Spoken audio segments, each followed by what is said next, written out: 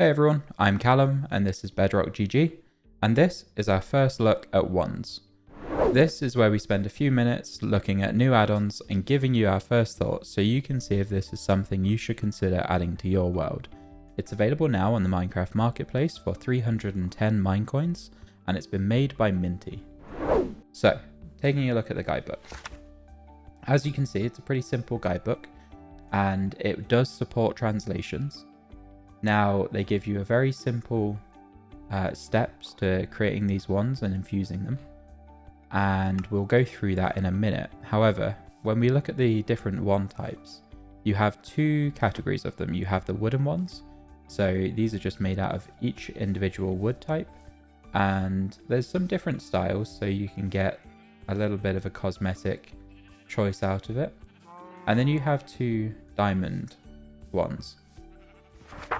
Diamond ones are a little bit more powerful. Instead of 1 charge, they hold 5, and instead of a 6-second cooldown, they have a 3.3-second cooldown. That is the biggest difference. Except for their visuals, all of the wooden ones are identical, but it is just a case of your preference and your preferred style. Once we go to actually add a magic spell to them, though, you then have what they call elemental ligaments and potion ligaments. Here you've got fire, air, explosion, ice and light and ghast. So we're going to take one of the wands, we're going to take the birch wand and we're going to add some blaze. You throw the wand on top and then you throw the blaze powder in and you see it starts turning into a new type of wand. Where is it? Oh, there it is. And you see that my birch wand now has fire in it. So if I right click, you'll see I now have a fire ability. And if I shift, once it cools down, I'm going to shift and you see there's a pulsating and I have fire. Any mobs around me will start catching on fire. But as you can see, that the wooden ones are quite weak, so they do run out quite quickly. Now, taking a look at all of the different types of wands, as we said, there's a couple of different types. We've already looked at the fire, so we're not going to do that one again. But you have the air. This is where you can see it propels by sneaking, it'll propel the mobs in the opposite direction, and standing will fire an airball. So we'll try with this sheep. You can see that through a ball of what would effectively be a gust. And then you can see there, it pushes you backwards. Explosion, again, pretty straightforward. So if we look in the guidebook, you can see that sneaking creates an area of an explosion and standing will give you an exploding ball. So again, we'll stand. So you can see that's quite a big damage, quite a big radius. If we now sneak, you'll see that there's a wide TNT blast style explosion. Now the ice. The ice one is a bit different to the rest, but if we take a look in here, sneaking will freeze water, we'll show that in a second, and standing will freeze entities in the area. So we will again stand,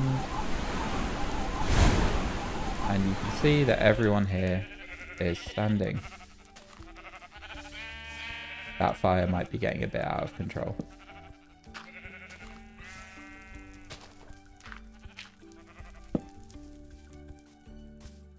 So if we go over here now and look at this, you'll see that when we shift, the ice starts to form in the water.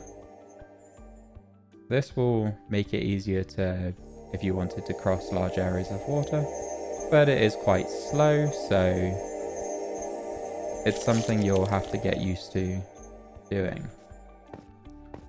if we take a look at the light wand, as you can see,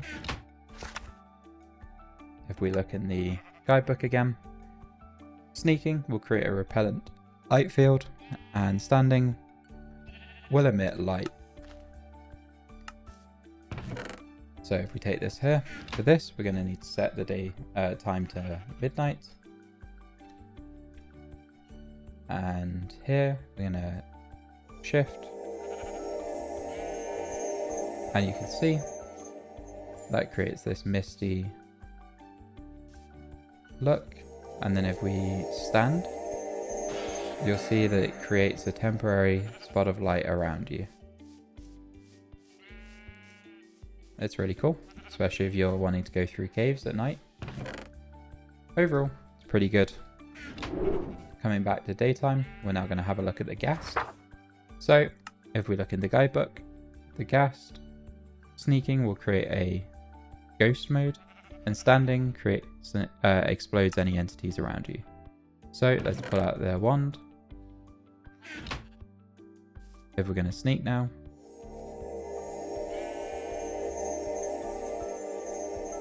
you see we're now invisible. It's only temporary, so once the spell cools down, you will see that the invisibility effect should run out. There we go. If we now stand and use it, you see the glyph starts appearing and an explosion is created similar to a ghast. Pretty neat, simple, pretty neat. Swiftness just increases your movement speed. So again, we're just gonna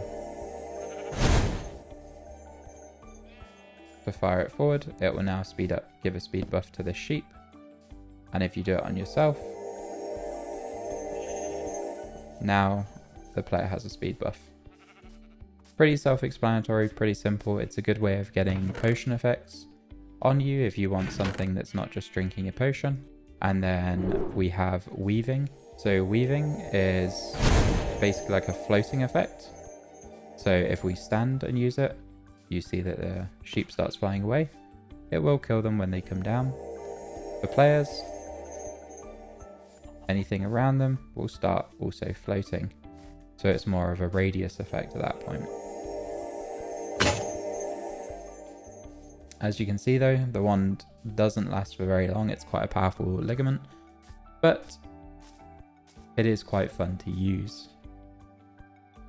Anyway, that's been the Wands add-on by Minty. And if you're new here, BedrockGG is a platform that allows you to quickly see reviews from players who own the add-on and YouTubers like Echo Soldier and Erose Says. BedrockGG is free to use, and if you've tried out the Wands add-on, consider leaving it a review. The link is in the description down below.